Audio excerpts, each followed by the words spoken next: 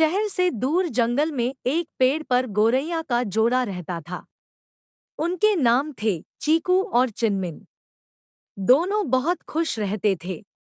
सुबह सवेरे दोनों दाना चुगने के लिए निकल जाते। शाम होने पर अपने घोंसले में लौट जाते। कुछ समय बाद चिनमिन ने अंडे दिए। चीकू और चिनमिन की खुशी का ठिकाना नहीं रहा। दानों ही बड़ी बेसब्री से अपने बच्चों के अंडों से बाहर निकलने का इंतजार करने लगे। अब चिनमिन अंडों को सेती थी और चीकू अकेला ही दाना चुनने के लिए जाता था। एक दिन एक हाथी धूप से बचने के लिए पेड़ के नीचे आ बैठा। मदमस्त होकर वह अपनी सूंड से उस पेड़ को हिलाने लगा। हिलाने से पेड़ की वह डाली टूट गई जिस पर चीकू और चिनमिन का घोंसला था।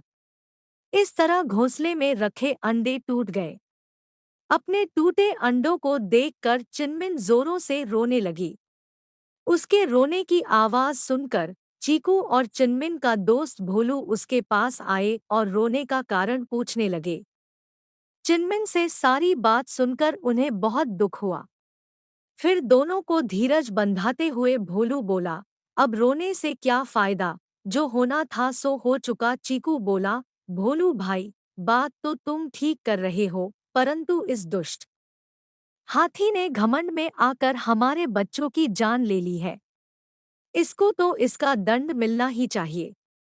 यदि तुम हमारे सच्चे दोस्त हो तो उसको मारने में हमारी मदद करो। यह सुनकर थोड़ी देर के लिए तो भोलू दुविधा में पड़ गया कि कहाँ हम छोटे छोटे पक्षी और कहाँ वह विशालकाय जानवर। परंतु फिर बोला, चीकू दोस्त, तुम सच कह रहे हो। इस हाथी को सबक सिखाना ही होगा। अब तुम मेरी अक्ल का कमाल देखो। मैं अपनी दोस्त वीना मक्खी को रोट बुला कर लाता हूँ। इस काम में वह हमारी मदद करेगी। और इतना कहकर वह चला गया। भोलू ने अपनी दोस्त वीना के पास पहुंचकर उसे सारी बात बता दी। फिर उसने उससे हाथी को मारने का उपाय पूछा। वीना बोली, इससे पहले कि हम कोई फैसला करें, अपने मित्र मेघनाद मेंढक की भी सलाह ले लूं तो अच्छा रहेगा। वह बहुत अक्लमंद है। हाथी को मारने के लिए जरूर कोई आसान तरीका बता देगा। चीकू, भोलू और वीना तीनों मेघनाद मेंढक के पास गए। सारी बात सुनकर मेघनाद बोला, मेरे दिमाग में उसे मारने की एक बहुत ही आसान तरकीब आई है। वीना बहन, सबसे पहले दोपहर के समय तुम हाथी के पास जाकर मधुर स्वर में एक कान में गुंजन करना। उसे सुनकर वह आनंद से अपनी आंखें बंद कर लेगा। उसी समय भोलू अपनी तीखी चोट से उसकी दोनों आंखें फोड़ देगा।